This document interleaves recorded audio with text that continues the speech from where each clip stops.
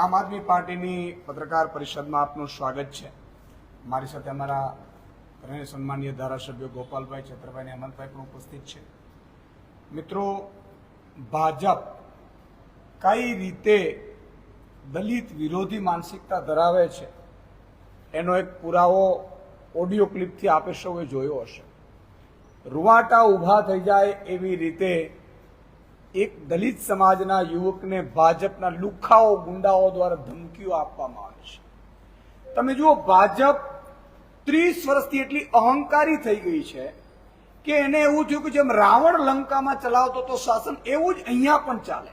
ભાજપ તમામ દલિત સમાજને ગુલામ માને છે, એ આ ઓડિયો ઉપરથી પ્રસ્થાપિત થાય છે। એટલું જ નહીં, આદિવાસી સમાજની વિરોધી માનસિકતા પણ ભાજપ ધરાવે છે। તમે જુઓ, આદિવાસી સમાજનું પણ વર્ષોથી શોષણ કર્યું છે।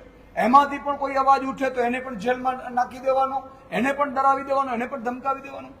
ભાજપ ખેડૂત વિરોધી પણ માનસિકતા ધરાવે છે। તમે જુઓ, ખેડૂતો ઉપર અત્યાચાર કર્યું। ખેડૂત અત્યારે 25 જગ્યાએ ક્યાંક ભેગા થતા હોય એટલે તરત ભાજપની પોલીસ ભાજપના ઇશારે ફોન કરે છે કે જોજો હળદરવારી અમે કરીશું।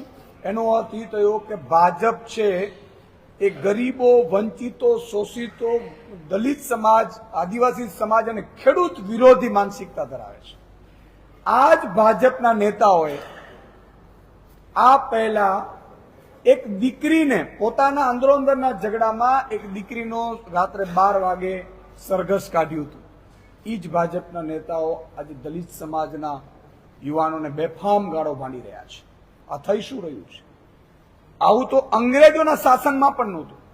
રાવણ જેવી માનસિકતા ધરાવતી આ ભાજપને ગુજરાતની ખમીરવંતી પ્રજા ક્યારેય સ્વીકારશે નહીં।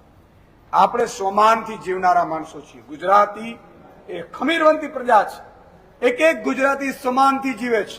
ગુજરાતે ક્યારેય ગુલામી સ્વીકાર નથી કરી। ત્યારે ભાજપ તમામ જે આદિવાસીઓ, ગરીબો, વંચિતો, શોષિતો, દલિતો એમને જે ગુલામ માની રહી છે એની વિરુદ્ધ આજે પ્રજા અવાજ ઉઠાવી રહી છે। આ ઓડિયો ક્લિપથી એવું પ્રસ્થાપિત થાય છે, રૂવાટા ખડા થઈ જાય એ હાલતમાં છે। આ જ ચમરબંધી મંત્રીએ એવું કીધેલું, કોઈ ચમરબંધીને પકડવામાં નહીં આવે।